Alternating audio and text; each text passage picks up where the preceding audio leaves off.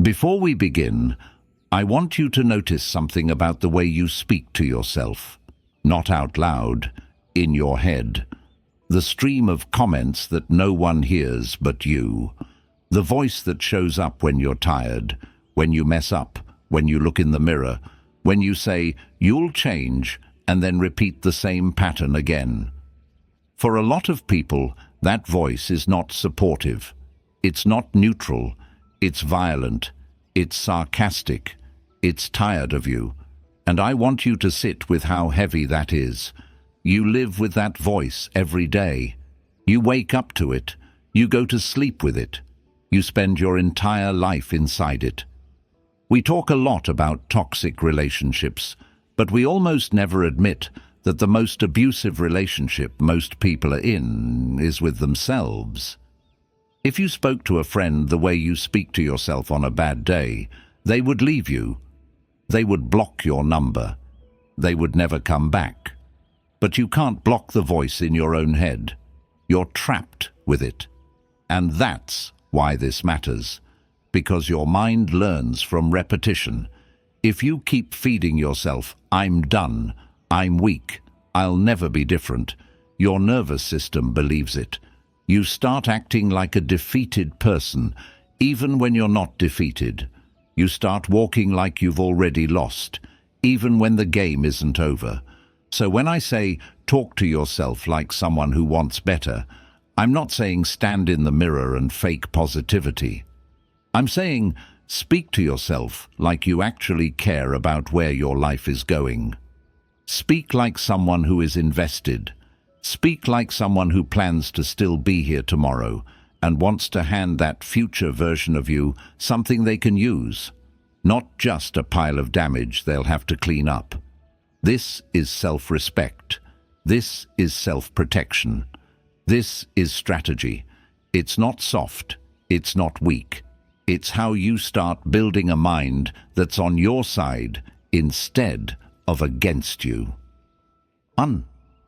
Stop talking to yourself like an enemy. There's a moment that most people don't notice because it happens fast. Something goes wrong. You're late again. You eat something you said you wouldn't. You skip the workout. You send the text you promised yourself you wouldn't send. And instantly, the first reaction in your mind is attack. You don't pause. You don't breathe. You go straight to, "What is wrong with you?" You go straight to, "You're pathetic." You go straight to, "You said you'd change." You never change. And in that moment, you think you're being honest. You think you're being tough. But what you're really doing is this. You're teaching your brain that you are the problem instead of the behavior being the problem. That difference sounds small, but it will shape your whole life. Because once you label yourself as the problem, you stop trying to fix the behavior. Why would you? If you believe, "I'm just weak," there's nothing to fix. If you believe, "This is just who I am," then of course you're going to repeat the same pattern tomorrow. You've already accepted the identity. You've already surrendered. The attack becomes the excuse. And I want you to feel how quietly dangerous that is. Calling yourself names doesn't make you stronger. It makes you numb. It kills responsibility by pretending to be responsibility. "I'm trash" sounds like you're owning it, but it's actually the opposite. It lets you avoid doing the harder, scarier work, asking, "Why did I just do that? What triggered me? Where did I break?" The insult is easier than the analysis. Insult lets you feel like you took action when you actually didn't. There's another problem. When you constantly talk to yourself like an enemy, you start expecting attack from the outside, even when it's not there. You get defensive with people who aren't attacking you. You push away people who are trying to help you. You assume judgment in situations where nobody is judging you. You sabotage connection because you're already living in a war zone in your own head. You're trained for conflict. You're always ready to protect yourself. You don't know how to receive support anymore because you don't even offer it to yourself. And it goes deeper. That enemy tone in your mind becomes your baseline emotional state. You wake up already irritated with yourself. The day hasn't even started, and you're already behind in your own story. You already should have done more yesterday. You already don't look good enough. You already aren't moving fast enough. You haven't even had water yet, and you're in debt to your own expectations. How do you think a mind like that behaves for the rest of the day? Calm, focused, present, number. It goes into survival mode. And a brain in survival mode does not build a new life. It just tries to get through the next hour without collapsing. That's why you feel stuck. So let me offer you a quiet shift. Instead of "what is wrong with you?" try "okay. Where exactly did we fall?" That may sound small. It's not. One is hatred. The other is leadership. Hatred wants to punish you, so you feel pain. Leadership wants to understand you, so you can move forward. One keeps you in the past. The other walks you into tomorrow. Talking to yourself like someone who wants better starts with refusing to attack yourself as if you are useless. You are not useless. You are undisciplined in certain areas, maybe. You are emotionally triggered sometimes, yes. You are tired. You are overwhelmed. You are carrying more than you admit. You are human. But useless? Number. Be honest. If someone you love spoke to you and said, "I messed up again. I don't know why I keep doing this," would you look them in the eye and say, "Yeah, because you're disgusting"? You wouldn't. You know you wouldn't. So why is that the first thing you tell yourself? Here's what happens when you stop talking to yourself like an enemy. You create space for responsibility without shame. You can say, "I did something that hurt me," without adding, "and I deserve to suffer forever." That space is everything.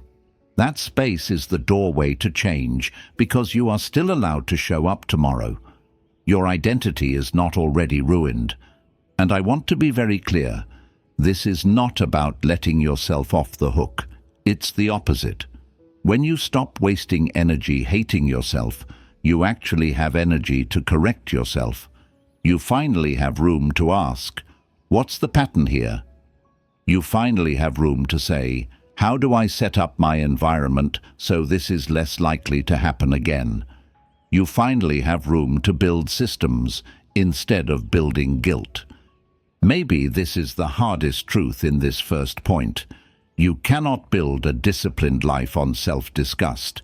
You can scare yourself into short bursts of action, yes, but you cannot build a stable, focused, long-term path from a place of self-hate. It always collapses, always.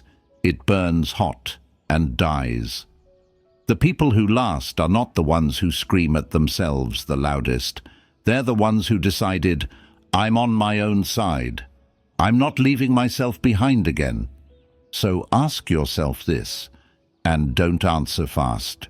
When you talk to yourself, especially after you slip, are you trying to help yourself recover, or are you trying to make yourself bleed?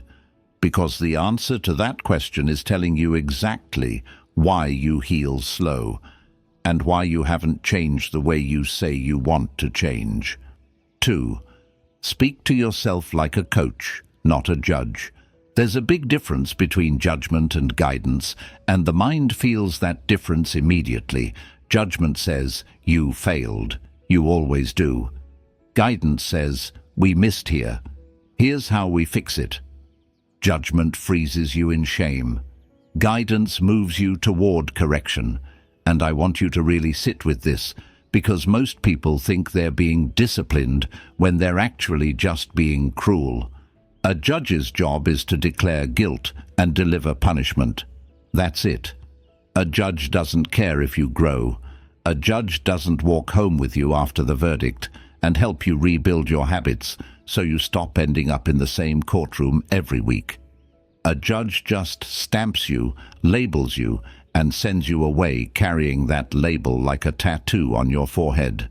A judge says, "You're lazy," not "You're exhausted and running on 5 hours of sleep," and we're going to start protecting your nights. A judge says, you have no self-control, not, you're stressed and reaching for comfort, so we're going to create a different way to release pressure instead of scrolling or snacking or calling the person you know you shouldn't call. A judge wants to be right about you. A coach wants to see you win. So let me ask you honestly, which voice lives in your head more often? Because here is what happens when you talk to yourself like a judge. You become terrified of making mistakes. You start playing not to lose instead of playing to grow. You avoid taking risks, not because you're lazy, but because you know what's waiting for you if you slip. That internal courtroom, that interrogation, that voice that says, here we go again. Pathetic. You would rather stay small than face that voice. You would rather take no action than take action, and then have to hear the post-game humiliation from your own mind. And then you call that lack of motivation.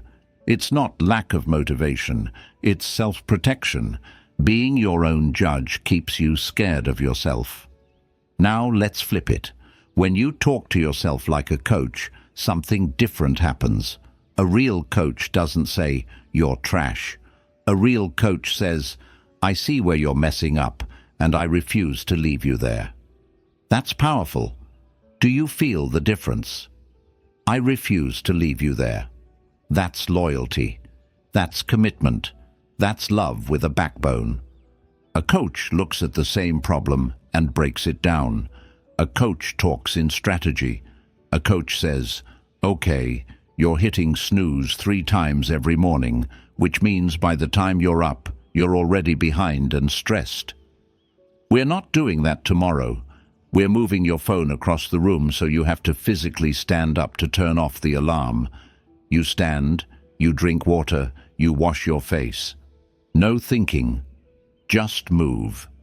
See how that feels different? There's no insult. There's no spiritual drama. It's just, we're doing this now. Simple, direct, focused. When you speak to yourself like that, clean, specific, forward, you stop negotiating with your weakness and you start creating instructions for your strength. And this is important. Your brain loves instructions. Your brain loves clarity. Your brain calms down when it knows what to do next. That's why you feel so chaotic when all you tell yourself is, do better. Do better is not a plan. Do better is emotional noise. Here's what we're doing next, is a plan. Another thing, a coach gives context. A coach looks at you when you're breaking and says, you're tired, but you're not done. We're not quitting here. We're not throwing the whole day away because of one mistake at 2 p.m. We reset. Right now, that voice matters because it teaches you recovery speed. Most people don't understand this. Growth is not about never slipping. It's about shortening the time between the slip and the reset. The faster you come back, the less damage the mistake does. The less damage it does, the less shame you carry. The less shame you carry, the more energy you have to build. That is coaching. That is what you owe yourself. And I'll tell you something else that nobody likes to admit. A lot of people secretly enjoy the judge voice because judgment feels dramatic, and drama feels like intensity, and intensity feels like effort. You yell at yourself and it feels like you did something.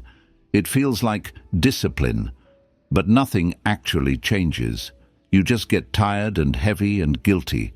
You get that emotional hangover from attacking yourself, and now you're too drained to act. So, the cycle continues. Mistake, self-attack, exhaustion, repeat. A coach doesn't need drama. A coach needs honesty, consistency, and quiet pressure. We're getting up. We're not calling them. We're eating something real, not just sugar. We're finishing what we started, even if it's ugly.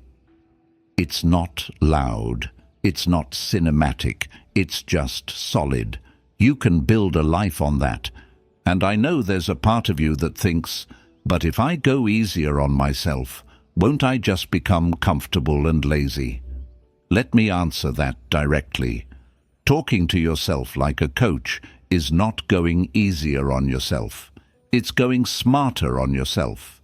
It's holding yourself accountable in a way you can actually sustain through stress, heartbreak, disappointment, fatigue, and real life.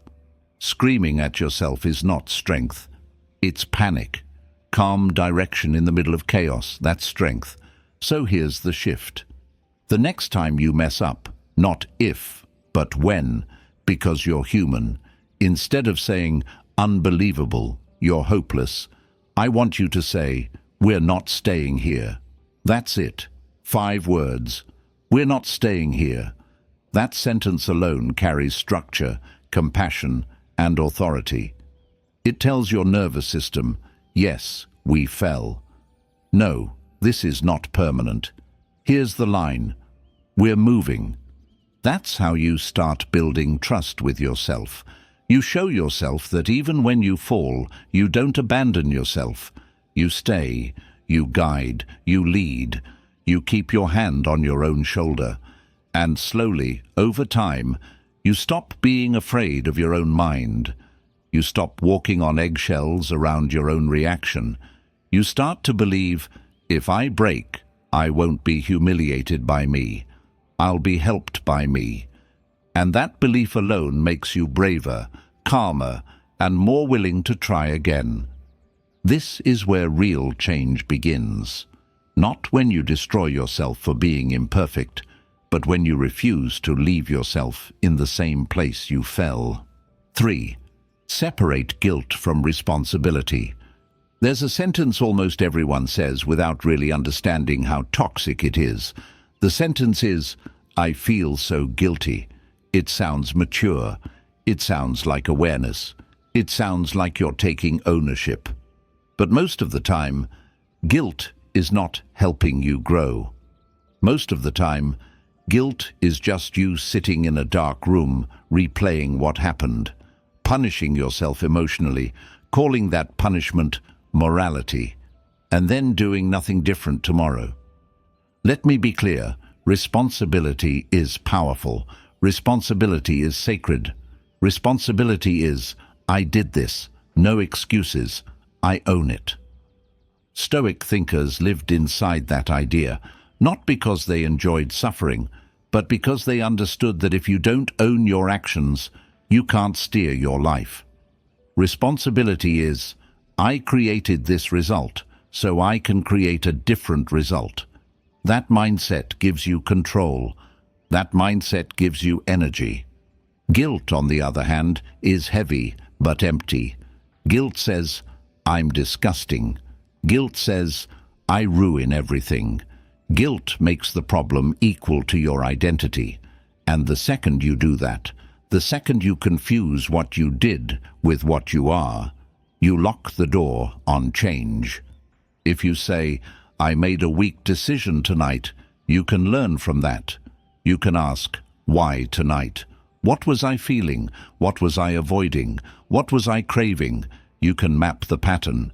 You can say, next time I feel that same pull, I'm going to step outside, breathe, drink water, and text a friend who actually supports me instead of running back to what hurts me.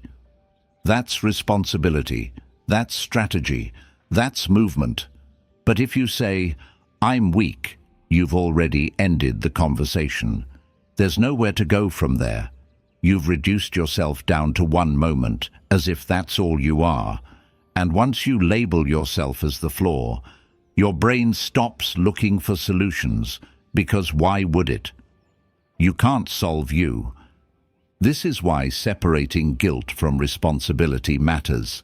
It's not some soft psychological trick. It's survival. If you keep telling yourself, I'm the problem, you'll eventually believe you're not worth fixing. And people who believe they're not worth fixing stop fighting for themselves. They settle for pain because they think pain is what they deserve. I don't want that for you. So here's what I want you to practice. When you fall short, Describe the action, not your identity. Say, I lied there, not I'm a liar. Say, I avoided the work, not I'm a failure. Say, I broke my promise, not I am the kind of person who will always break promises. This is not about protecting your ego, it's about keeping the door open. As long as the door is open, you can walk back through it stronger. Now, some people will say, but isn't that letting myself off the hook? Number, it's putting yourself on the correct hook. The goal is not to feel horrible. The goal is to fix the behavior. Feeling horrible without fixing anything is self-indulgence dressed up as morality. You're not a better person because you sat in guilt for 6 hours. You're just more tired. And tomorrow you'll make the same choice because nothing was actually rebuilt. Responsibility sounds like this. I disrespected my own boundary today. I said I wouldn't text them. I texted them. I know exactly why I did it. I felt lonely. I wanted validation. I wanted to feel wanted for a second. That's the pattern. I see it. I'm not proud of it. I'm changing it. Tonight I'm deleting that thread so it's not easy. I'm blocking for real, not just saying I will. And when the loneliness hits tomorrow, I'm not acting on it. I'm letting it pass through me without turning it into self-destruction. Do you hear the difference? That is not softness, that is steel. And I need you to hear this part gently but directly. You deserve to correct yourself without hating yourself. You're allowed to say, I was wrong, without adding, and I am unlovable. You're allowed to say, I disappointed myself today, without adding, and I guess I'll always be a disappointment. You're allowed to say, that was beneath me, and still believe there is a version of you that stands taller. This is emotional adulthood. This is how people who actually grow talk to themselves. They don't waste nights drowning in, I'm awful. They study what happened, they accept it, and they build a plan so it's less likely to repeat. That's responsibility. That's love in practice, and it's love pointed at you. So ask yourself this, and answer with complete honesty. When you feel guilty, do you actually change, or do you just sit in the feeling until it fades and then repeat the pattern? Because if guilt isn't leading to change, then it's not responsibility. It's self-punishment. And self-punishment is not growth. It's just slow self-abandonment with nice language. We are not doing self-abandonment anymore. 4. Don't let mood rewrite the truth. There are days when your mind feels like it's telling you the truth, and it's not. It's just tired. It's hungry. It's lonely. It's burned out. It's running on 4 hours of sleep and 1,000 unsolved problems. But in that state, your brain doesn't say, hey, I'm low on energy, filter what I'm saying. Number. It says, listen to me. This is reality, and that is dangerous. Because in those moments, your mood starts pretending to be truth. You wake up heavy, and instantly the mind goes, I'm failing. One slow morning, and suddenly it becomes, my whole life is falling apart. One ignored text, and it becomes, nobody cares about me. One task you couldn't finish, and it becomes, I'm not built for this. And the problem is, in that moment, you believe it. You don't question it. You don't stop and say, wait, is this fact? Or is this how I feel right now? You just swallow it. You wear it. You start moving like it's already proven. And this is where a lot of people quietly lose months of their lives, not because of reality, because of story, a story that was born in exhaustion and got treated like evidence. I want you to hear this clearly. A low state in you will always try to create a low story about you. That's how the brain justifies how it feels. The brain doesn't like saying, I'm just depleted right now. The brain likes saying, no, there's a reason I feel like this, and the reason is, I'm not enough, nobody respects me, the future is pointless. The mood goes looking for a narrative to attach to, and the narrative becomes identity if you're not careful. This is why people quit goals they actually care about, not because the goal was impossible, but because they had one dark weekend and made permanent decisions inside that darkness. You've seen this in yourself. You have one rough day at the gym, and your mind doesn't say, "Today was rough." It says, "I'll never be consistent. I'll never change my body. Why am I even trying?" You spend money you shouldn't have spent, and your mind doesn't say, "I slipped." It says, "I'm financially stupid. I'll always be broke. I'm not meant for discipline." You text someone you said you'd stop talking to, and instead of saying, "This is loneliness and craving," you go to, "I'm weak. I'm pathetic. I can't move on." Do you notice the pattern? The mind keeps trying to convert a temporary state into a lifelong identity. This is where talking to yourself, like someone who wants better, becomes critical, because someone who wants better doesn't let a wave convince them the whole ocean is poisoned. Someone who wants better pauses. That pause is the difference between self-destruction and self-control. The pause sounds like this. Hold on. What actually happened today? Not the drama. The facts. When you do that, most of the time the truth is way less catastrophic than your mood made it. The truth is usually something like, "I slept late. I skipped breakfast. Work hit me all at once. My social battery is empty. I haven't had quiet in a week." That's not failure. That's a human being hitting capacity. But if you skip that pause, your mood will rewrite the entire story of who you are. Your tired mind will start digging in old pain just to prove its point. It'll bring back every old mistake, like evidence in a trial. Remember last year when you messed this up too? See? You're the same. You never grow. You'll start building a case against yourself using memories that are not even relevant anymore. You'll start bleeding today with wounds from 2 years ago just to make the sadness feel logical.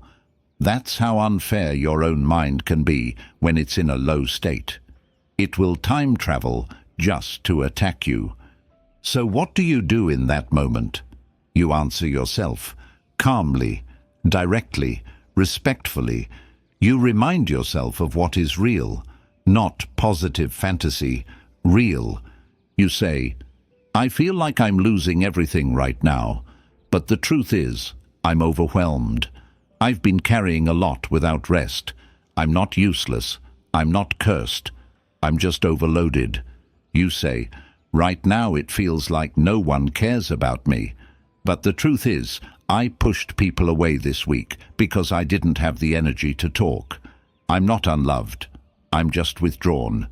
You say, "It feels like I'm not built for this goal." But the truth is, I hit resistance and I panicked. That doesn't mean I'm not built for it. It just means I'm entering the part where growth actually costs effort, and my mind is scared. That kind of self-talk is not delusion, it's correction.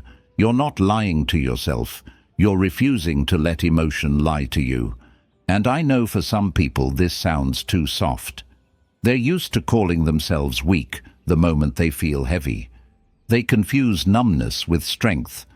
But let me tell you something very simple. If you cannot talk yourself down from emotional distortion, you are not strong. You're uncontrolled. Strength is not, "I feel horrible, but I keep smashing forward with rage." Strength is, "I can feel horrible and still keep my mind clear enough not to destroy my own life with one bad decision." That's Stoic. That's emotional discipline. That is self-government. When Marcus Aurelius wrote in his private notes, he wasn't telling himself, "You're garbage, get it together." He was reminding himself of perspective. He was reminding himself, this situation feels unbearable, but it is within human ability to bear. Others have carried worse. I can carry this. He didn't deny pain. He put pain in context. That's the practice.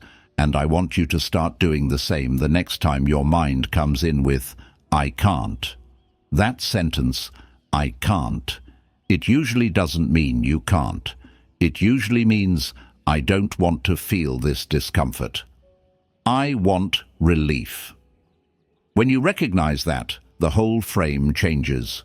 You move from I'm incapable to I'm uncomfortable, and I'm uncomfortable is survivable. I'm incapable makes you shut down. There's a very personal reason this matters. The way you talk to yourself when you're at your lowest becomes the way you trust yourself when you're stable again. If every time you hit a low, you collapse into I'm worthless, then even on good days, a part of you knows how quickly you'll turn on yourself. You don't feel safe with you, but if in your lowest hour you respond with, I'm hurting, but I'm not going to lie to myself. I'm still worthy. I'm still capable. I'm still going forward, just slower today. Then you start to build something most people never feel in their entire life: internal safety. To be able to say to yourself, even when I'm not okay, I won't betray myself, is the beginning of real peace. So here's the challenge I want you to carry.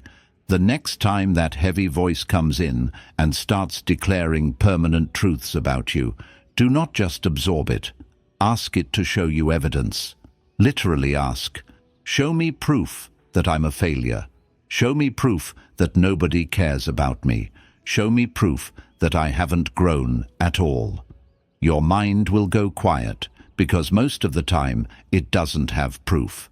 It only has emotion dressed as proof. And if there is some proof, if there are places where you genuinely haven't shown up, then good. Now we're in reality. Now we can work. Now we can say, okay, this part is real, so instead of calling myself garbage, I'm going to fix this one specific part starting today. That's how you keep your self-respect. That's how you keep your direction. Your mood is allowed to be low. Your story about yourself does not have to be. 5. Give yourself orders, not excuses. There's a quiet moment that decides the direction of your life, and it doesn't look dramatic from the outside. Nobody claps. There's no music. It's not when you post your goals. It's not when you promise everyone, I'm changing. It's smaller than that.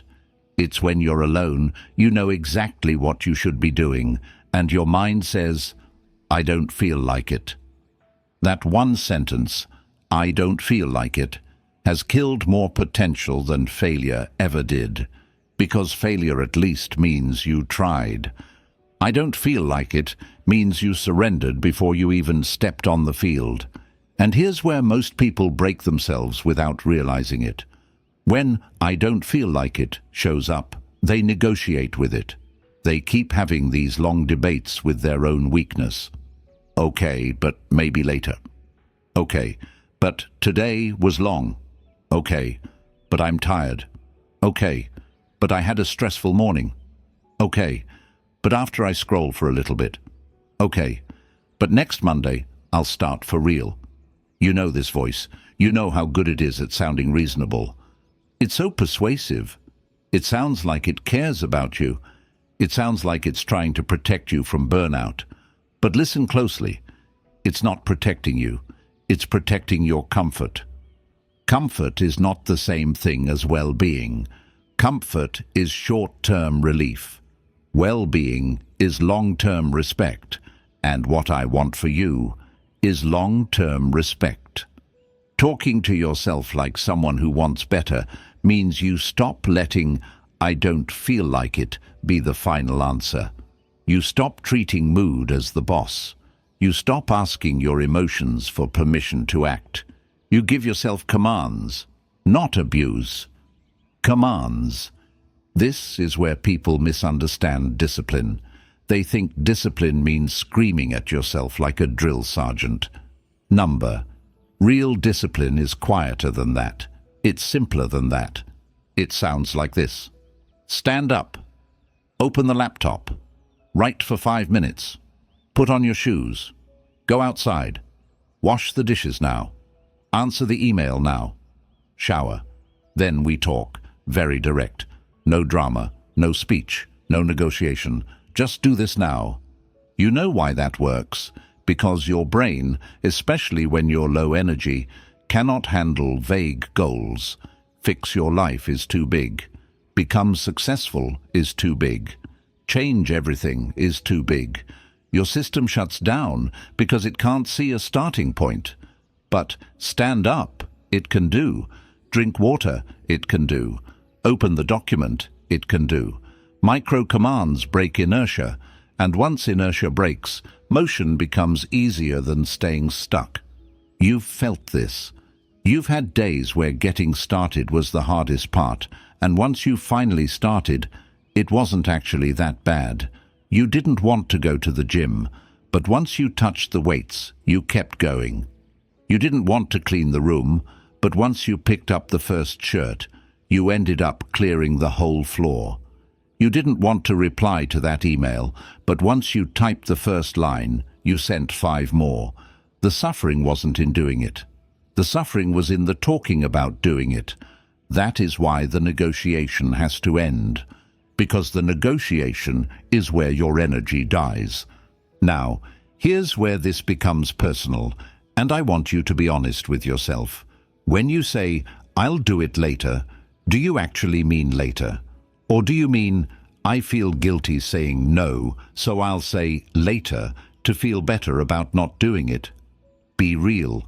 Because if later is always your escape hatch, your brain doesn't trust you anymore. You've trained it to associate your own promises with delay. This is why you start things with low belief. This is why you say, "I'm gonna get serious," and even you don't buy it. You've broken credibility with yourself by constantly negotiating and then bailing. And losing credibility with yourself is one of the most painful things a person can experience. You stop seeing yourself as reliable. You stop believing your own word. You start feeling like a liar in your own head.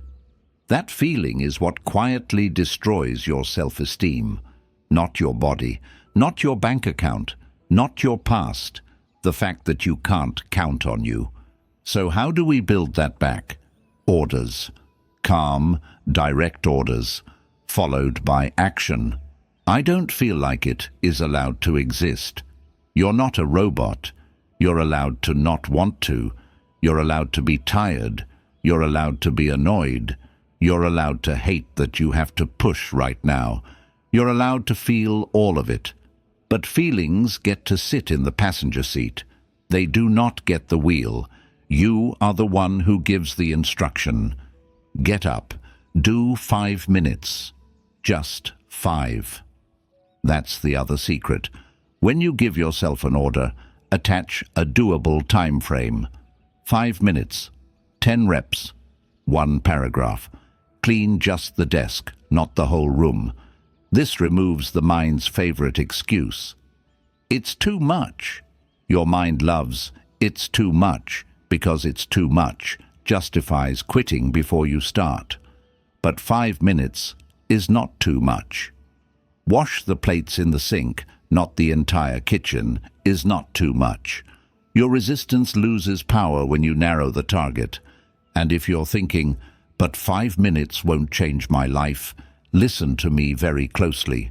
5 minutes done every day will do more than 0 minutes planned perfectly. Consistency is where identity is built. Identity is what drives behavior. You can't become the kind of person who shows up by never showing up. You become that person in tiny, honest repetitions, not giant, fake promises. There is also a kind of love here, and I want you to feel it. Giving yourself orders is not cold, it's not cruel, it's care. It's you saying to yourself, I know you're tired. I know you're overwhelmed. I'm not going to ask you for the whole mountain right now. I'm just asking you to put one foot forward because I refuse to let you abandon yourself again. That's love. That's loyalty. That's standing next to yourself instead of watching yourself sink. People say, no one pushes me. No one motivates me. No one reminds me. You could be that person for yourself. You could become the one voice in your life that says, we move now, not tomorrow. Now, even small, even slow. We move. Let me ask you something that might sting a little. When you tell yourself, I'll start tomorrow, who are you hoping will save you overnight? Because no one's coming. No new version of you magically appears in your sleep. Tomorrow is just you again. Same brain, same patterns, same phone, same cravings.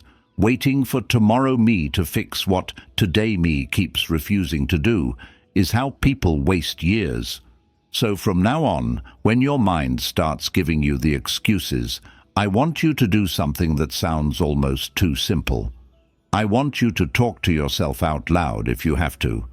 Quiet voice, steady tone. Stand up. Then you stand.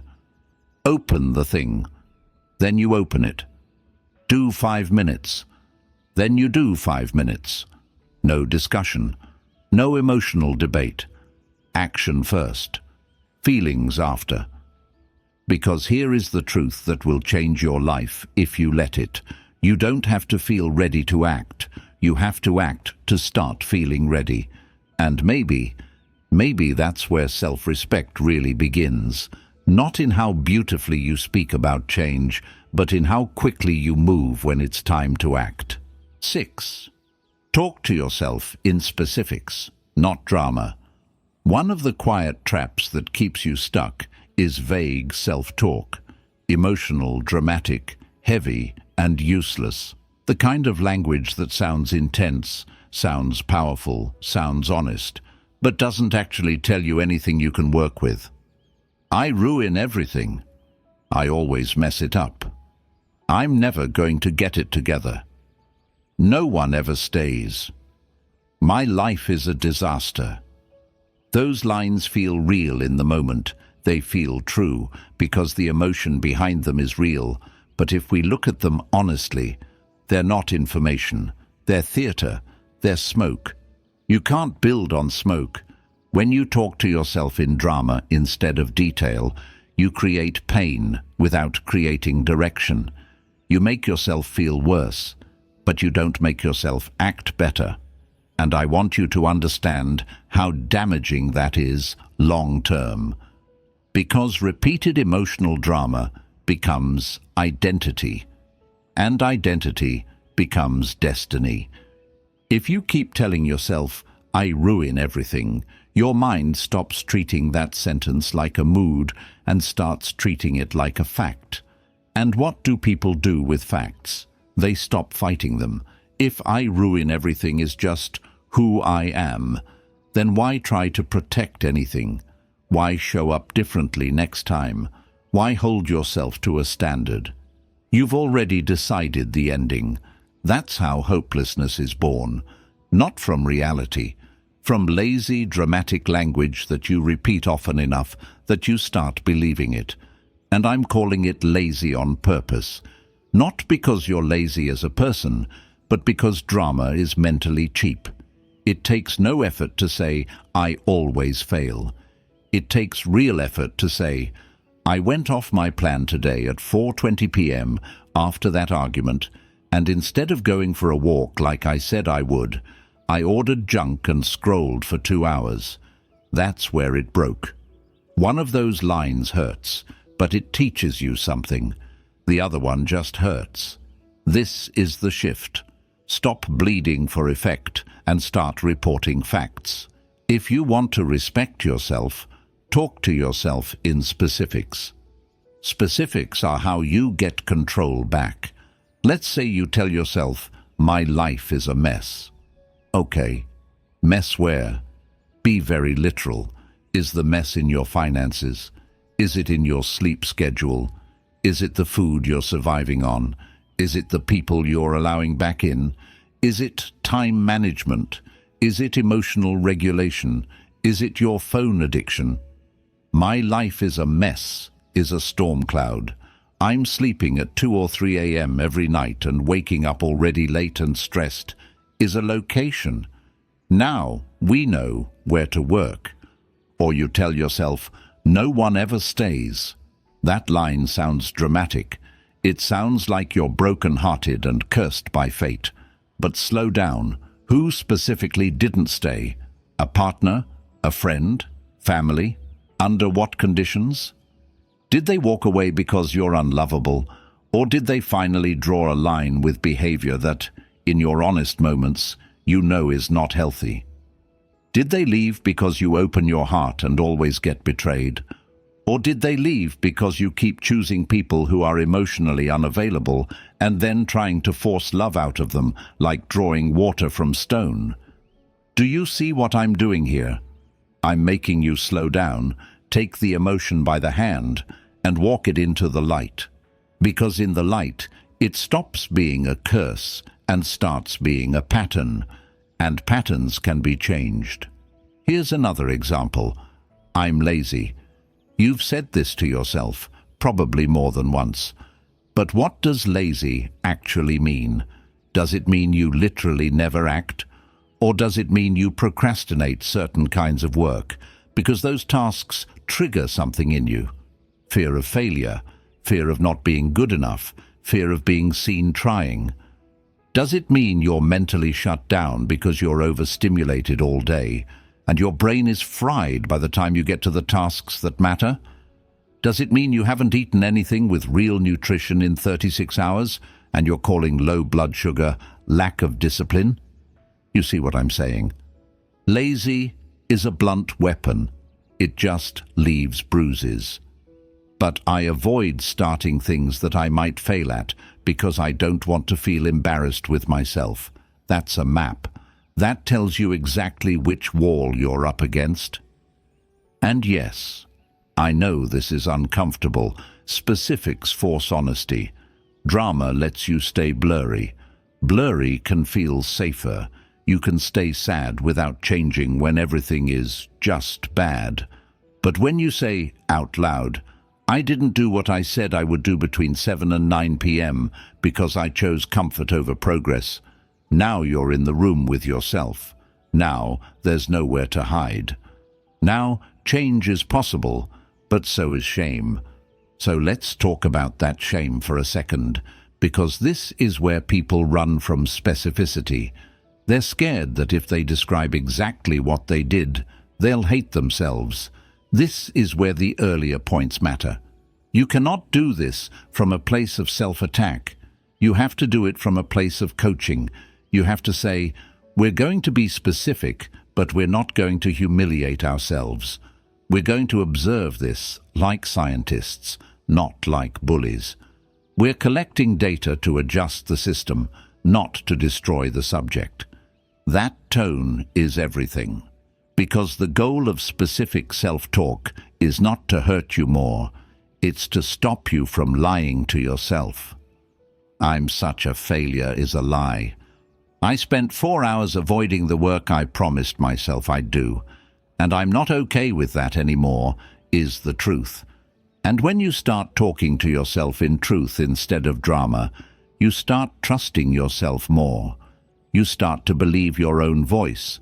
You start to believe, when I talk to myself, I'm going to get clarity, not chaos. I'm going to get direction, not explosions. And that is one of the most important shifts in your entire inner world. Because once you trust your own voice, you don't chase validation as much. You don't need everyone else to tell you who you are. You become your own reference point. There's something else too. Specific language gives you small targets, and small targets are how change becomes real in daily life. I need to fix my entire life is paralyzing. I need to stop bringing my phone to bed so I can fall asleep before midnight is doable. I need to heal emotionally is vague. I need to stop reaching out to people who only want me when they're bored is clear. Clear is painful sometimes, but it's also peaceful. You know what needs to go. So here's what I want you to start doing. The next time you hear yourself say something dramatic about yourself, I always, I never, everyone, no one, my whole life, I destroy everything. I want you to stop and correct it in real time. Gently, not with anger, with steadiness. Hold on, not always. Last night, not no one. This one person, not my whole life. This last month. You shrink the drama. You reveal the situation. And once it's just a situation, it can be handled. This is how you start becoming emotionally stable. Not by never feeling deeply. Feel deeply. Feel fully. You're alive. But you keep your words clean. You keep your mind honest. You refuse to make your lowest hour the definition of your entire existence.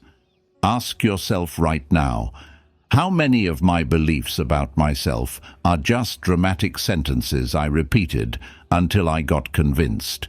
And if that question stings a little, good. That sting is the doorway out. 7. Hold yourself to standards you would respect in someone else. There is something you might not like admitting, but it's important. You actually admire discipline in other people. You admire consistency. You admire emotional control. You admire people who stay calm under pressure, who keep showing up, who don't lose themselves begging for attention, who carry themselves with quiet self-respect. When you see that in someone, you feel it. You respect it. You maybe even envy it a little. But here's the part that hurts. You admire it in them, but you don't demand it from you. You let yourself operate under rules you would never admire in someone else. You say it's fine to break promises to yourself, but you hate when others break promises to you.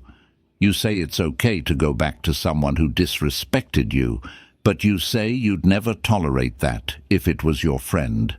You say your lateness, your chaos, your emotional explosions are just how I am. But if you were dating someone with that same lack of control, you'd call it a red flag. We are all guilty of this double standard. We protect our comfort by lowering our own standards and then calling it self-acceptance. But it's not self-acceptance. It's self-abandonment.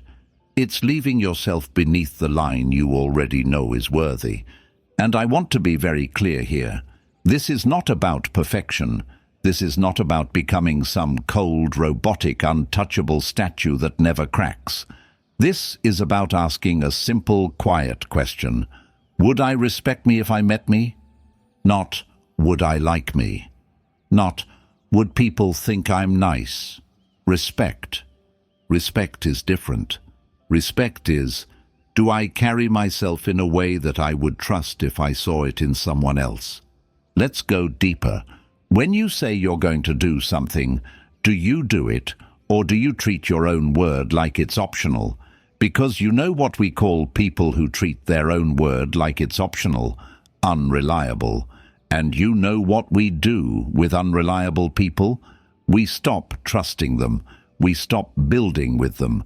So ask yourself honestly, have you become someone you wouldn't build with?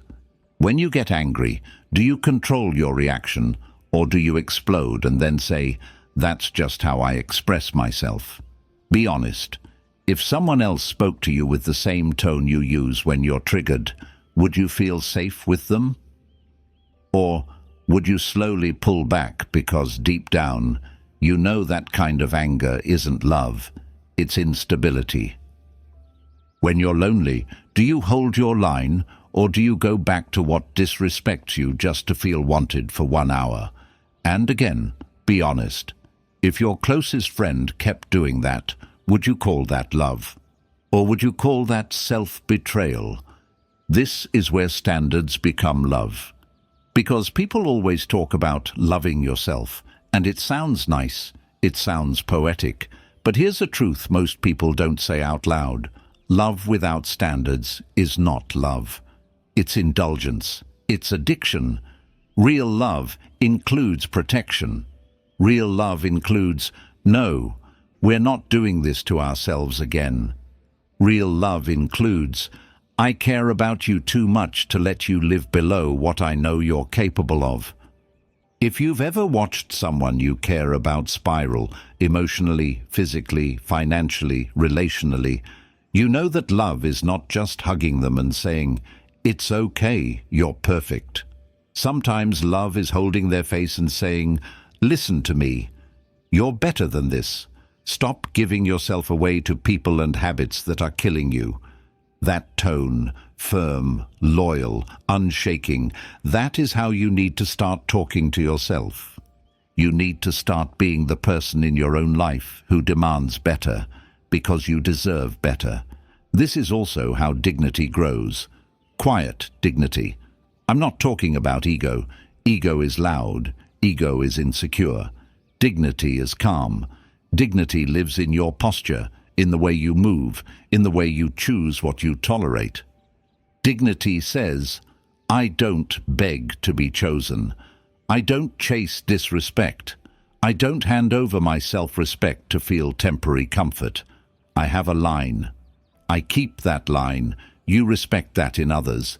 You need to build it in yourself. And listen, this part might feel heavy, but it's important. If you keep accepting behavior from yourself that you would not respect in someone else, then you will never fully respect yourself. You can like yourself, you can hype yourself, you can post about self-love all you want, but deep down you will know.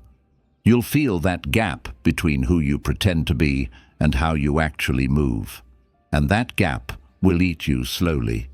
That quiet disappointment in yourself is one of the deepest forms of pain. So what do? You start small.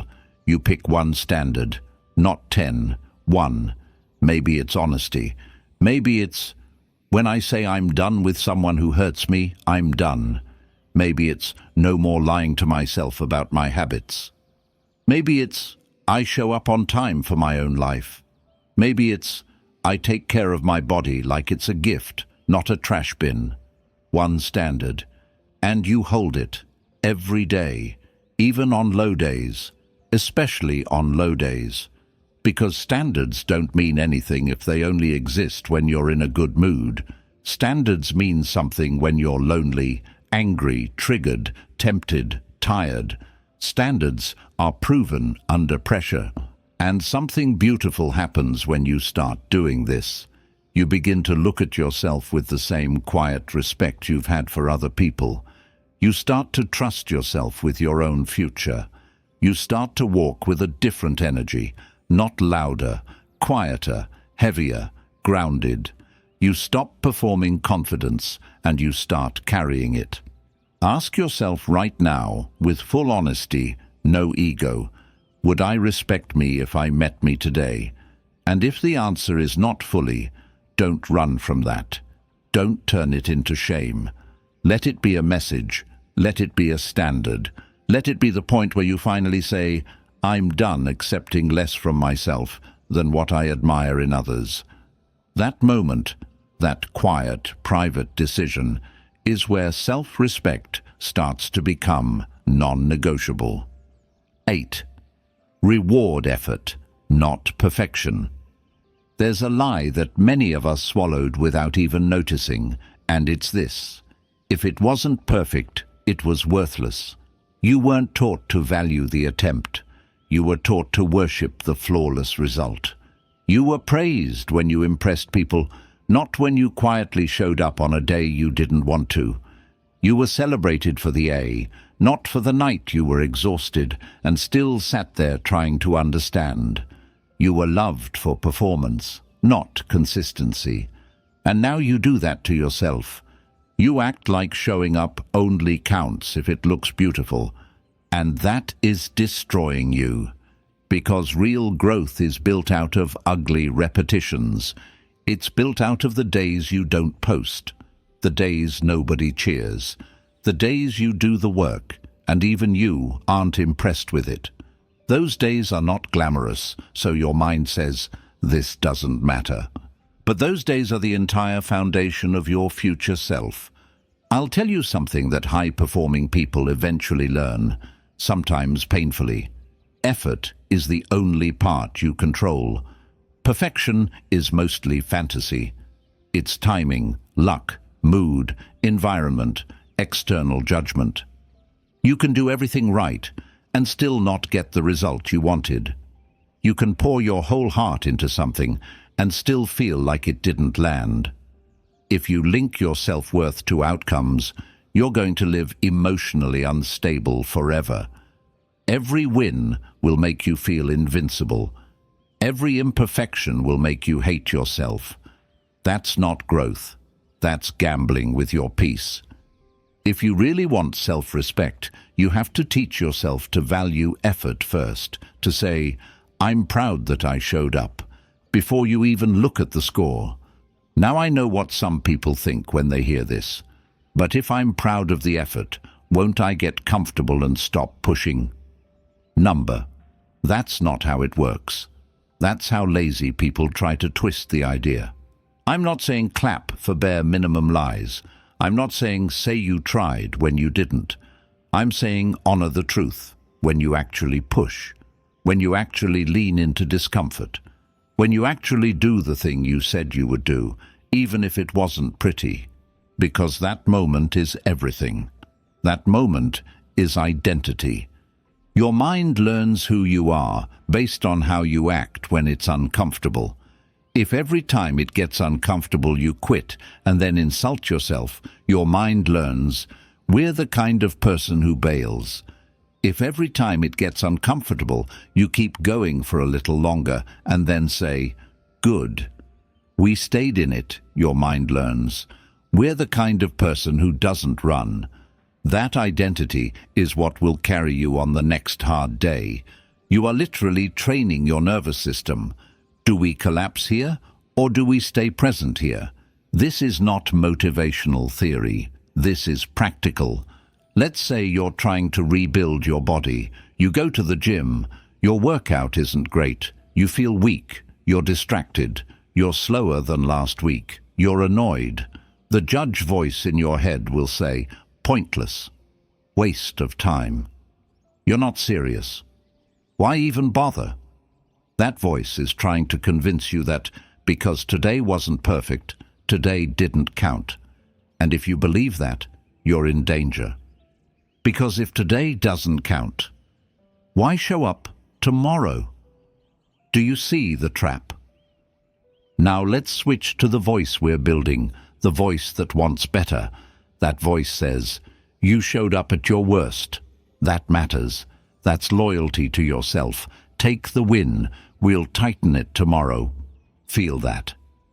Do you feel how different that is? It doesn't lie. It doesn't say, that was amazing when it wasn't. It just says, you didn't abandon yourself. That sentence is fuel. You can build on that. And you need that fuel, because one of the most painful human experiences is this. You keep trying, but you never let yourself feel like you're progressing, so you're always emotionally starving, even while doing the work. You're always chasing a version of you that is never satisfied with you. That is how burnout shows up. Not just from working too hard, from working while telling yourself it's still not good enough to deserve any pride, any relief, any breath. At some point, you have to give yourself permission to say, I didn't quit today. Sometimes that is the win. I want to go deeper on this because there's something else here that's quiet but very real. A lot of people are not actually addicted to laziness. They're addicted to all or nothing. They only know two states. I'm perfect or I'm trash.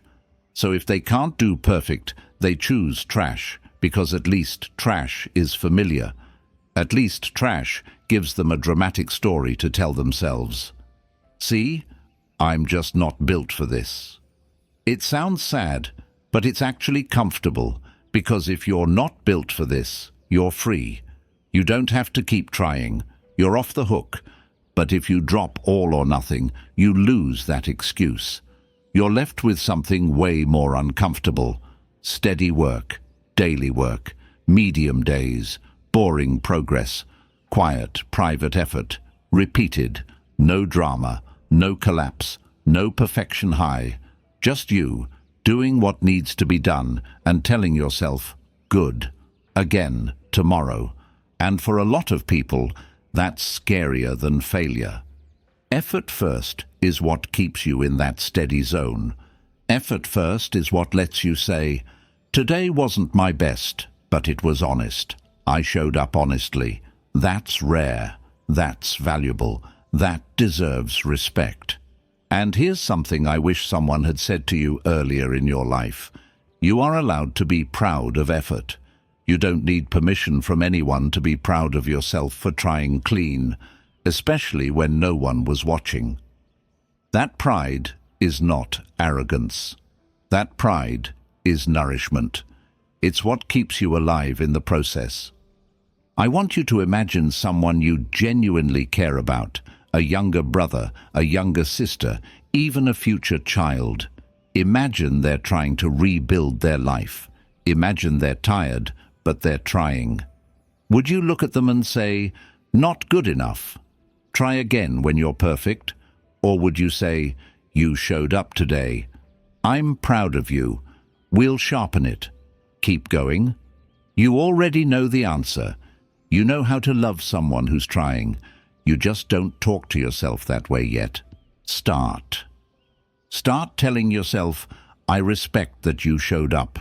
Start telling yourself, we're building consistency, not ego. Start telling yourself, we're not chasing a perfect day. We're building a solid life. Because when you start talking to yourself like that, something inside you relaxes.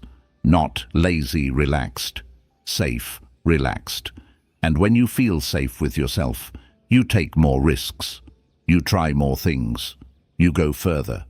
You stop quitting after one bad day because one bad day doesn't become proof that you're hopeless. It just becomes one bad day. So ask yourself this and answer honestly. When you work, when you try, when you move toward better, do you ever tell yourself good job, even quietly? Or do you act like it's never enough? If it's never enough, understand this. You are starving the part of you that is actually saving you, and that has to stop.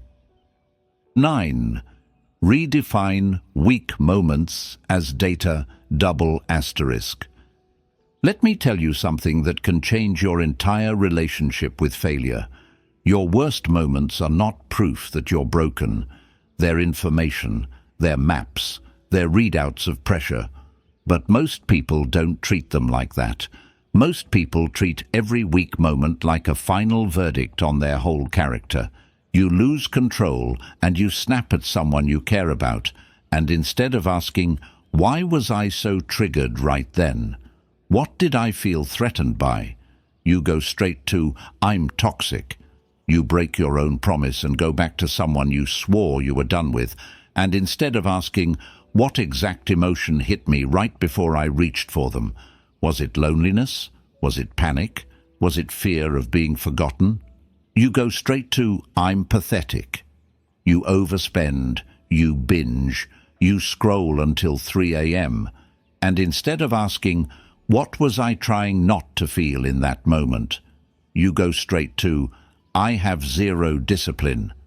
And that reaction feels like accountability. It feels like you're being honest with yourself, but it's not honesty.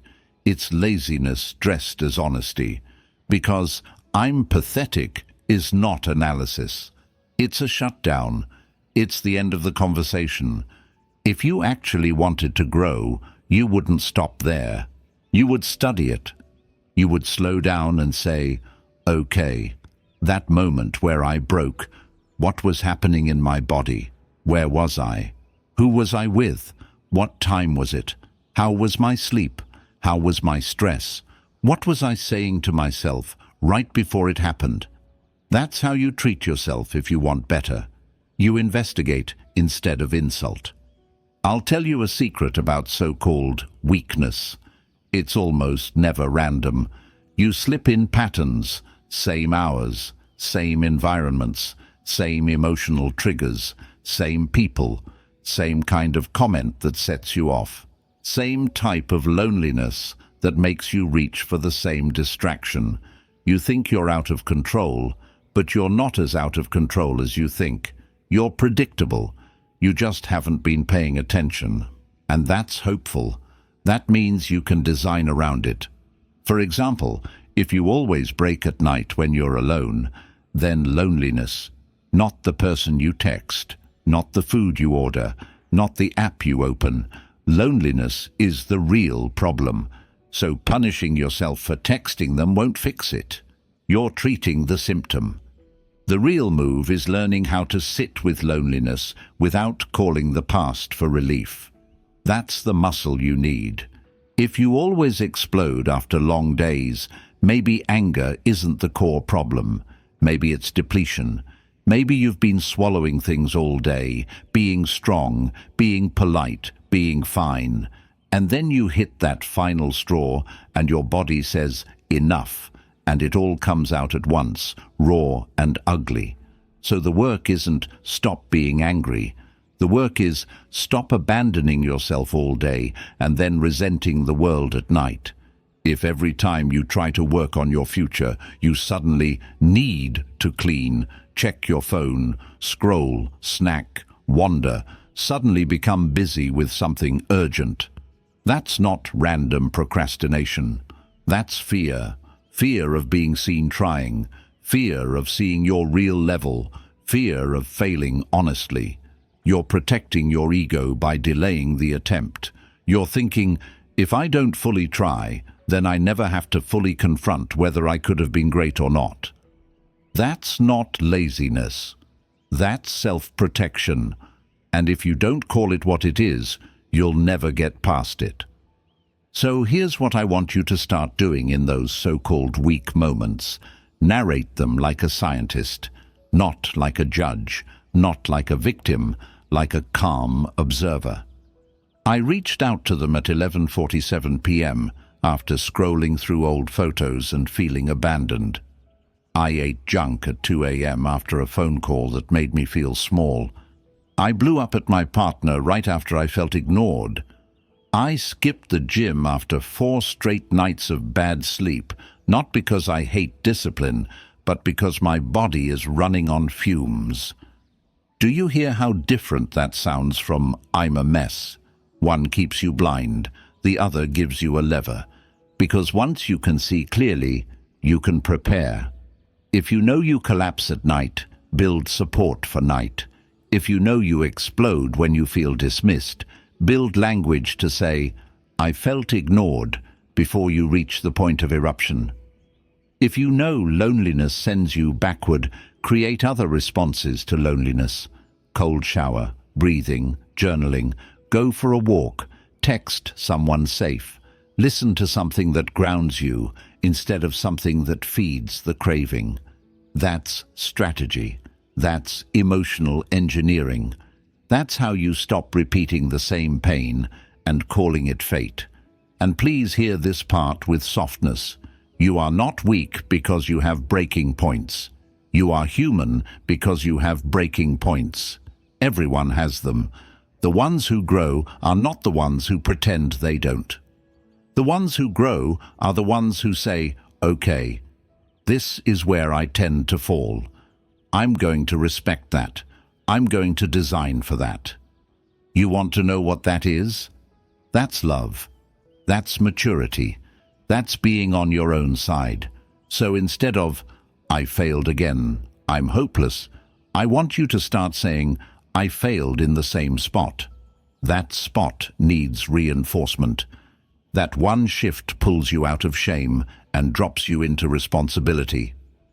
Shame says, I am the problem.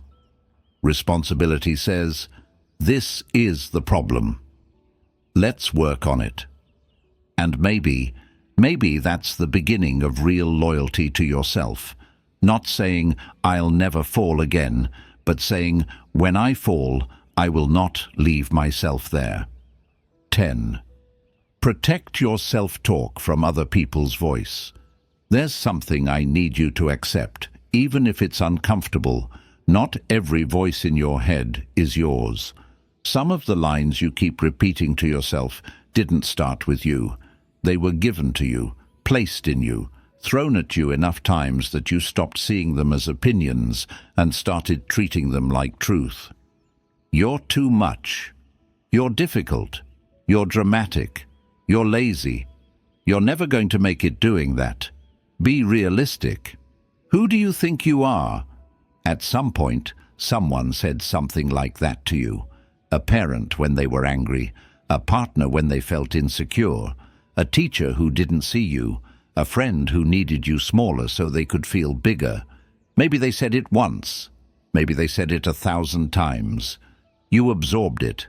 And now, when you mess up, your own mind uses their words to attack you. That's not self-awareness. That's inherited damage. And it's time to clean it out. Because here's the truth.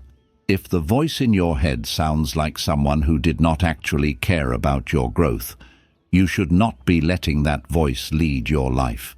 Think about this with me. When you fail, when you're vulnerable, when you're tired, who shows up in your mind first? Is it you, trying to understand yourself, trying to help yourself stand again? Or is it someone else, mocking you, shaming you, rolling their eyes at you inside your own skull? If it's someone else, that means you're not just dealing with your present struggle. You're dragging an old judge into every new moment. You're letting a past moment of disrespect repeat itself inside you over and over, even when that person is not here anymore, even when they have no access to you in real life. You're letting their voice run your inner world for free. That is not fair to you, and I want to be very direct. You cannot build a strong mind if the main voice inside that mind is hostile to you. You just can't. You will always feel unsafe. You will always feel tense. You will always hold yourself back because a part of you is still trying not to make them angry. Even if they're gone, even if they're not watching, you're still performing for a ghost. And a ghost should not have that much control over a living person. So let's do something that most people never do. Let's separate voices. The next time you hear that brutal internal line, "You're embarrassing," "You're never going to change," "You're nothing without me," "You can't do this alone," "Nobody is going to want you if you keep acting like this." Pause and ask, whose voice is that? Say it out loud if you have to. Whose voice is that? If the answer is, "That's not how I would speak to myself," that sounds like them, then you have already won something huge in that moment. You've exposed it. You've brought it into light. Because once you see that a thought is not actually yours, it loses authority. It's like realizing a fake security guard has been ordering you around. The second you see the badge is plastic, you stop obeying. And I know, some people will hear this and say, "But what if the harsh voice is telling me the truth? What if I really am the problem?" Let me respond to that in a way that protects you and challenges you at the same time. There is a difference between a voice that holds you accountable and a voice that wants you small. A voice that holds you accountable says, "We said we'd stop doing this. We didn't. We are fixing it tonight. We're done lying to ourselves." That's sharp, but it's loyal. It's trying to build you. A voice that wants you small says, "You see, you'll never be anything else. You're pathetic. Just accept it." That's not accountability. That's control. That's someone trying to keep you from ever realizing how powerful you could be without them. You feel the difference in your body. One makes you straighten a little. One makes you shrink. And here's where it gets even deeper. Sometimes the voice in your head that keeps you small doesn't even come from cruelty. Sometimes it comes from scared people. A parent who lived in survival mode, and every time you tried to dream bigger, they said, "Be realistic." They weren't trying to poison you, they were trying to protect you from disappointment. But if you swallowed that message enough times, you started to believe that wanting more was dangerous. You built a cage and called it being reasonable. So now, as an adult, every time you try to level up, you feel guilt, you feel wrong for wanting better, you feel like you're asking for too much. You sabotage your own rise because a part of you feels like growth is betrayal. You see how deep this goes? This is why talking to yourself like someone who wants better is not just motivational language. This is self-liberation. You are literally taking ownership of your mental space back. I want you to imagine your mind like a house. Some people still have a key. People who shouldn't. People who hurt you. People who didn't believe in you. People who only loved the version of you that was quiet, needy, soft, dependent, apologetic. And every time you have a weak moment, it's like they walk right back in, sit at the table, and start talking. You don't even realize you let them in. You think it's you. From now on, I want you to start changing that. I want you to be the one who answers the door. That means when the voice shows up, you say, "No, you don't talk to me anymore." Say it internally. Say it out loud if you're alone. "No, you don't talk to me anymore." You think that's nothing? Try it. The first time you do it, you will literally feel something shift in your chest, because your nervous system is not used to you defending yourself from yourself. It's used to you attacking yourself with their words. So when you finally interrupt it, it feels like oxygen. And then, and this part is important, you replace it. You don't leave silence. You speak. You say, "Here's how we talk to us now." Calm, steady, direct, yours. You say, "We're not useless. We're rebuilding." You say, "We're not desperate. We're healing." You say, "We're not hard to love. We're done accepting cheap versions of love." You say, "We're not weak. We're in recovery from years of carrying things alone." You say, "We're not done. This is not our finish point. This is not delusion. This is you refusing to let old voices define your future identity. Because if you don't do this, here's what will happen. And I want you to hear it clearly. You will outgrow environments, outgrow relationships, outgrow habits, but you will still live internally like the smaller version of you. You will drag that old script into every new chapter. You'll get new opportunities and still feel unworthy. You'll meet healthier people and still assume you're going to be abandoned. You'll start building something real and still talk to yourself like you're not qualified to live the life you're actually already earning. Has that been happening to you? Are you doing better than you used to, but still talking to yourself like you're that same broken version you swore you'd never be again? Because if so, that's not honesty. That's outdated programming. And I'm going to tell you something that maybe no one ever said to you in a serious way. You are allowed to update the way you talk to yourself when you evolve. You don't owe loyalty to the version of you that only knew survival. You're allowed to speak to yourself like you're becoming someone you respect. And maybe that's all healing really is. Not erasing what happened, not pretending it didn't hurt, but saying, "You don't get to narrate me anymore. I'll take it from here." 11. Talk to your future self with respect. There's a version of you you haven't met yet. A version of you who wakes up clearer, who is less reactive, who doesn't take bait every time someone tries to drag you into drama. A version of you who doesn't run back to what hurts, who doesn't beg to be seen, who doesn't buy peace with self-betrayal. A version of you who moves with a different kind of calm, not fake calm, not "I'm fine" calm, but real calm, earned calm, grounded calm. That person is real. That person is possible. But here's the question. Are you building for them, or are you dumping problems on them and hoping they fix it? Because a lot of what you call tomorrow is actually you leaving a mess for your future self to clean. I'll deal with it later. I'll heal later. I'll get serious later. I'll stop talking to them later. I'll start eating right later. I'll control my anger later. I'll save money later. It sounds harmless. It sounds patient. But if we strip the softness away and say it plainly, this is what it really means. I don't respect the future version of me enough to not hand them chaos. Imagine you share an apartment with someone, and every night you trash the kitchen, leave food everywhere, leave dishes soaking in the sink, leave stuff open, and then you leave a note that says, "Can you handle this in the morning? Thanks."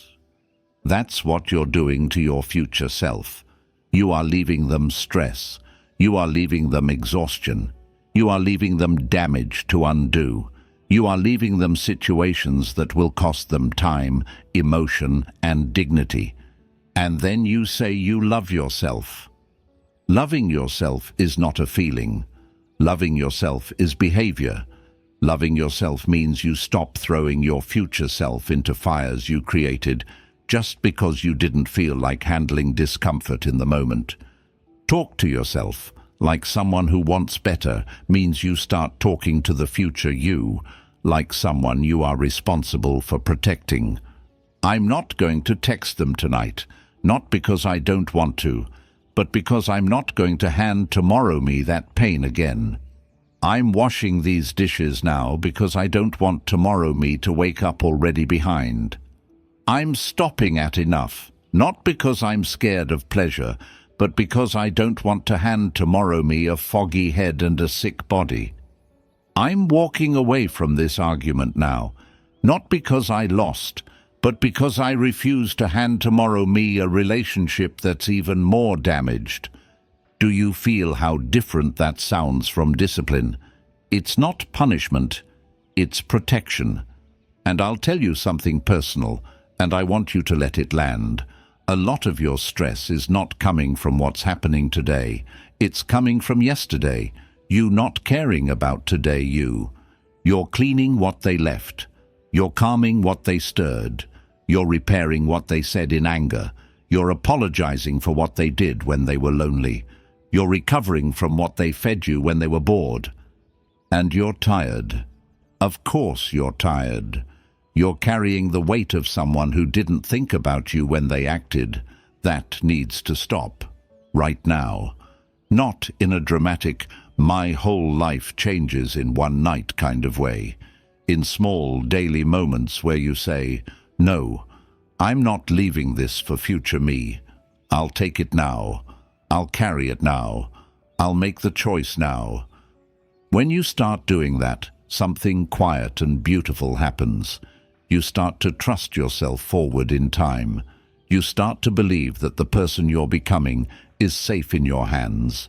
You start to actually feel companionship with your own future. You stop feeling like you're dragging a tired body through life, and you start feeling like you're handing a gift forward, step by step. Here, I cleaned this for you. Here, I made this lighter. Here, I handled that conversation with dignity so you don't have to walk into it full of regret tomorrow. That is love. That is real self-love. Not cliches, not affirmations in the mirror with no action behind them. This quiet protection of the person you're going to be tomorrow. And I want you to hear this because it matters. When you start respecting your future self, you start making different choices in the present without needing to feel motivated. You don't need hype. You don't need to be in the mood. You just say, I'm not doing that to us. That alone is enough. And in that moment, your identity changes. You're no longer the person who is begging the world to treat you better while secretly mistreating yourself when no one's watching. You become the person who says, I guard my future. I don't abandon me. People feel that. People see that. That's where quiet confidence comes from. Not talk. Ritual. So I want you to ask yourself right now, without avoiding it, are you being fair to the person you're going to be next week, next month, next year? Or are you using them like a trash bin for everything you don't want to take responsibility for today? Because if you're doing that, I'll be honest with you, that is self-betrayal, and you deserve better than being betrayed by you. Maybe the most powerful sentence you can start telling yourself is this: I will not leave a mess for the person I'm becoming. Say it to yourself. Say it in the bathroom. Say it in the kitchen at midnight. Say it right before you're about to do the thing you know creates problems. I will not leave a mess for the person I'm becoming. That's respect. That's maturity. That's real self-protection. And maybe that's what healing actually is. Taking your future self's hand and saying, you're safe with me. I've got you now. 12. Close every day with one honest sentence. Before the day ends, before you numb yourself with noise, before you disappear into distraction, just so you don't have to feel anything, I want you to build one simple ritual, one sentence of truth, just one. Not a whole journal, not a 5-page reflection, not a speech. One honest sentence to yourself at the end of the day. Because the truth is, most people don't actually live their life. They run through it. They react, rush, cope, escape, repeat. Then they crash. Then they call that normal. Days blur, weeks blur, years blur.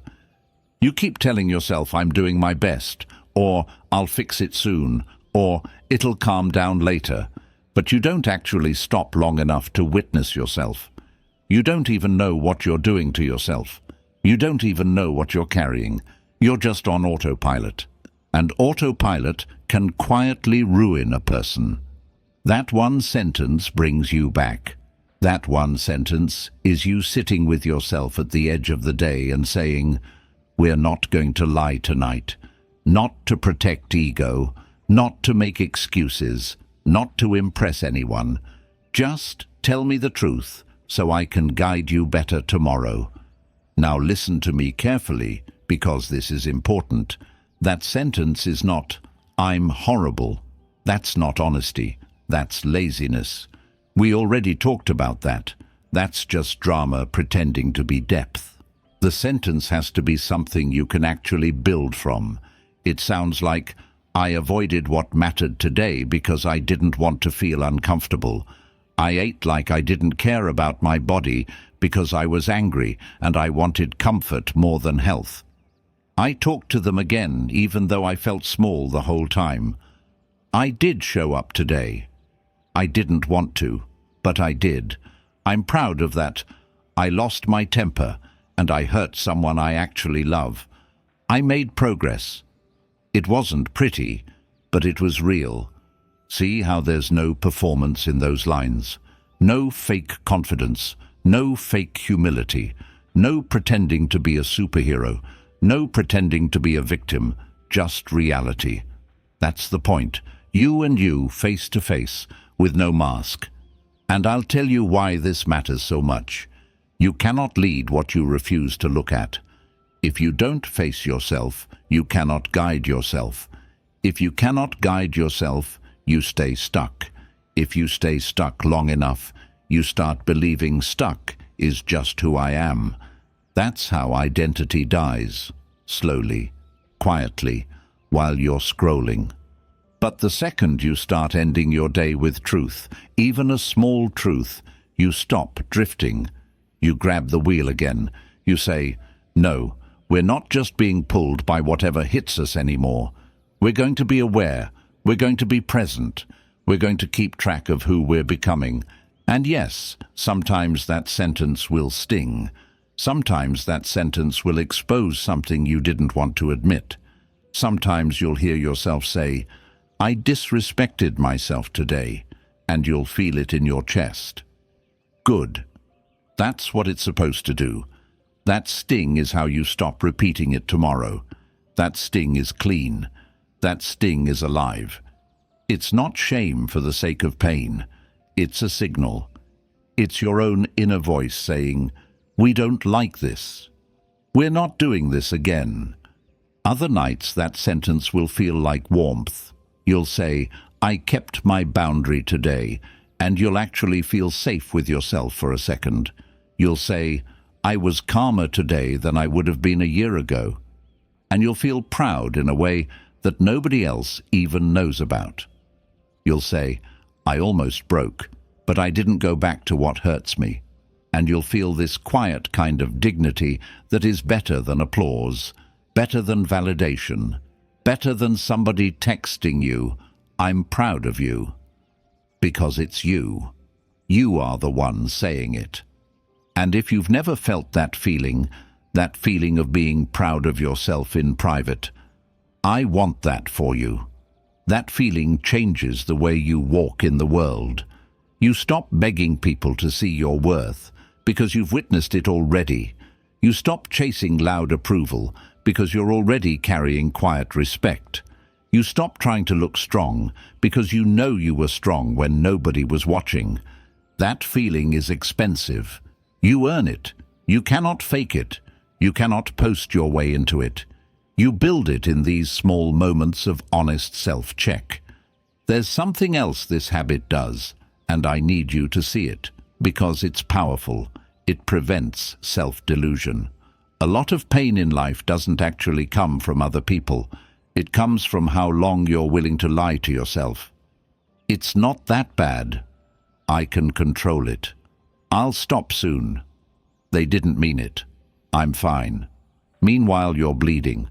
Meanwhile, you're waking up sick in your own spirit. Meanwhile, you're aging your nervous system like you're carrying war. When you force yourself, nightly, to say one honest sentence, lies don't live long. They get exposed fast. And when a lie gets exposed fast, it can't rot you from the inside. There is also something deeply Stoic in this practice. The Stoics believed in examining the day, not from a place of self-hatred, but from clarity. Where did I act according to who I want to be? Where did I fall beneath that? Where do I correct? Not, "I'm horrible," but, "Here's where I wasn't aligned." I adjust tomorrow, calm, responsible, direct. That's what you're doing with this one sentence. You're checking alignment. You're saying, "Did I live today like someone who actually wants better for me?" Not, "Did I please everyone?" Not, "Did I look strong?" Not, "Did I avoid every uncomfortable emotion?" Just, "Did I take care of myself like I matter?" And here's the part that quietly shifts your entire identity. When you ask that question every night, you start living differently during the day. You start catching yourself in real time, in the argument, in the craving, in the laziness, in the excuse. And you hear a voice in the back of your head. "You're going to have to say this later. Are you okay saying this tonight?" That little moment of awareness will save you from so many "I wish I didn't do that" regrets. Because you won't want to sit there at 1 a.m. and say, "I gave myself away again." You won't want to sit there and say, "I lied to myself again." You won't want to sit there and say, "I abandoned my progress for a cheap hit of comfort." You'll feel that future conversation with yourself, and you'll choose differently now, in the moment. That's how you start steering in real time instead of apologizing afterward. And slowly, not all at once, but slowly, you become someone you trust. And when you trust yourself, you become calmer. And when you're calmer, you stop reacting to everything. And when you stop reacting to everything, your life stops feeling like chaos and starts feeling like direction. This is what "talk to yourself like someone who wants better" really means. It's not just "be nice to yourself." Sometimes it's softness, yes. Sometimes you need to tell yourself, You're safe. Breathe. I've got you. But sometimes it's structure. Stand up. We're doing this now. Sometimes it's clarity. That wasn't love. Stop calling it love. Sometimes it's protection. We are not handing tomorrow me another mess. Sometimes it's self-respect. I'm done lowering my standards for myself while pretending I admire high standards in other people. Sometimes it's repair. We didn't do great today, but we're still here and we're not quitting on us. And under all of it, if you really listen, there's one message running through everything we've said. I will not abandon myself. That's it. That's the core. I will not abandon myself in my worst mood. I will not abandon myself in my weak moment. I will not abandon myself when I slip. I will not abandon myself when I'm lonely and craving attention. I will not abandon myself for cheap comfort. I will not abandon myself to old voices that want me small. I will not abandon myself to tomorrow just because today is heavy. When you live like that, you stop needing to feel worthy. You start acting like you are, and acting like you are consistently is what becomes worth. Maybe that's the whole point. Maybe becoming stronger isn't about building a version of you that never falls. Maybe it's about becoming the kind of person who every time you do fall, looks at yourself and says, I'm still here with you. We're getting up. We're going forward. I'm not leaving. And maybe that's all life is asking from you. When you really sit with all of this, there's a quiet truth that becomes hard to ignore. No one is coming to teach you how to speak to yourself. No one is coming to rewrite that voice in your head for you. People can inspire you, yes. They can motivate you, yes. They can shake you awake for a moment. But at the end of the day, when the room is dark and it's just you and your thoughts, you're the one who has to decide what kind of voice you live with. And that choice is not small. That choice decides almost everything, because your mind is the environment you live in, even more than the city you're in, the job you're in, the relationship you're in. You can leave a city. You can leave a job. You can leave a person. You can't leave your own head. You carry it everywhere. So if the voice in your head is cruel, unsafe, unstable, panicked, desperate for approval, easily manipulated, always comparing you to someone else, always reminding you of the worst version of you, it doesn't matter how beautiful your life looks from the outside. You will always feel unsteady inside it. You will always feel like you're standing on glass. But when that voice becomes steady, honest, protective, and demanding in the right way, when that voice says, we're not giving up here, we're going to treat ourselves with respect. We are not going to let pain turn us against ourselves. We're going to move forward even if today's step is small. Your whole inner world starts to feel safer. And when you feel safe inside yourself, you stop living on emotional alert. You stop panicking every time something shakes. You stop reacting to every little hit like it's the end of you. You become calmer, not because life got easy, but because you're finally led by something solid. That's the real power here. You become led. You stop being dragged by emotion, dragged by other people's opinions, dragged by old fear. You start being led by your own standard. You start choosing in a way that honors the person you're building, not just the feeling you're in right now. And that's when things begin to change in a way that actually lasts.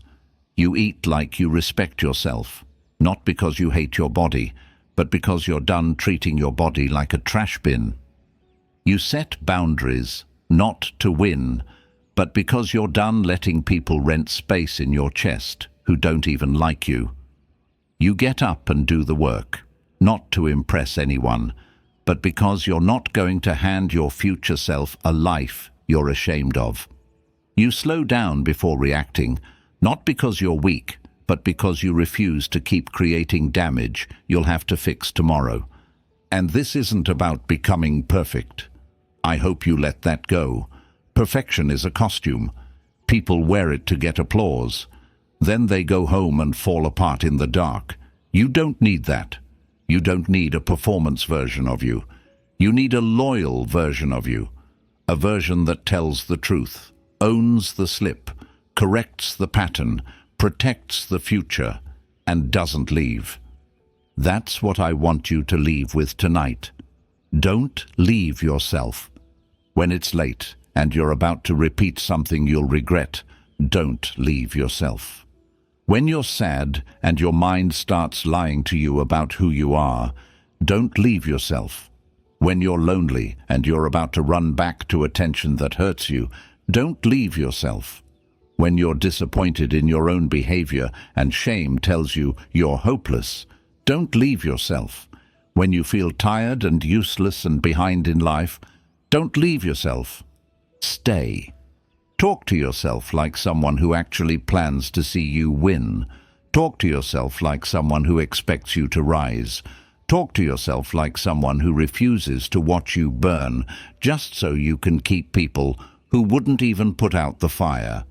Because the truth is, you are training your mind every single day to either be a place you can heal in or a place you keep trying to escape from. And you know this already.